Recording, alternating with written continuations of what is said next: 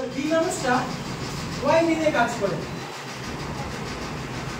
Y দিনে কাজ করে, ওয়াই দিনে কাজ করে এই একটা সেম কাজটা আরেকজন যদি মানুষে করে তাহলে ওই টাইমটা কত দিন লাগে ওয়াই দিন। সাপোজ ধরো পুঁজিটা একটা চ্যাপ্টার পড়তে সময় এলো 2 দিন, সেম চ্যাপ্টারটা যদি জুয়েলি করে লাগে 10 দিন সময় লাগে। ঠিক আছে, কথা বুঝছো?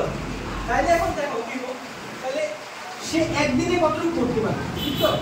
তাহলে একদিনে কাজ করে ইকুয়ালস টু 1/20। ঠিক আছে, বুঝে গেল? এখন পর্যন্ত ক্লিয়ার আছে? কোনো প্রবলেম আছে কারো? তাহলে x দিনে কাজ করতে পারে একজন মানুষ এক, ঠিক তো? সেম ওই মানুষটা তাহলে একদিনে কতটুকু কাজ করতে পারবো 1/x টা কাজ করতে পারবো। সেম ভাবে আরেকজন মানুষের সেম কাজটা করতে কয় দিন সময় লাগে, ঠিক তো?